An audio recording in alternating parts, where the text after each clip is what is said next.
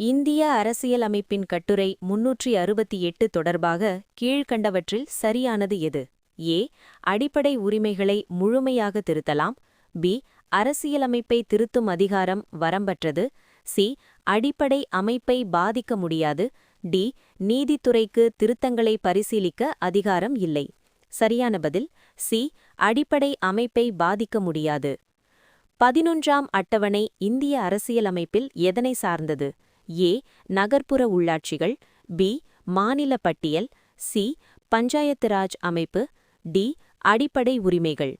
சரியான பதில் சி. பஞ்சாயத்து ராஜ் அமைப்பு.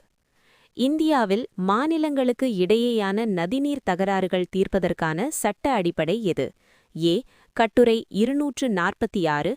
பி. கட்டுரை 262. சி. கட்டுரை 280.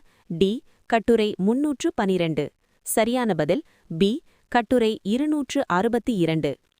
தேசிய மனித உரிமைகள் ஆணையம் NHRC எந்த சட்டத்தின் கீழ் உருவாக்கப்பட்டது? ஏ. 1986 மனித உரிமை சட்டம். பி.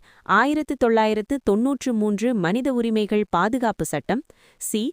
2001 மனித உரிமை சட்டம். டி. 1978 மனித உரிமை சட்டம். சரியான பதில் பி. 1993 மனித உரிமைகள் பாதுகாப்பு சட்டம். கீழ்க்கண்டவற்றில் எது அரசியலமைப்பு சாரா அமைப்பு? ஏ. தேசிய மனித உரிமைகள் ஆணையம். பி. தேர்தல் ஆணையம். சி. நிதி ஆணையம். டி. உச்சநீதிமன்றம். சரியான பதில் ஏ. தேசிய மனித உரிமைகள் ஆணையம்.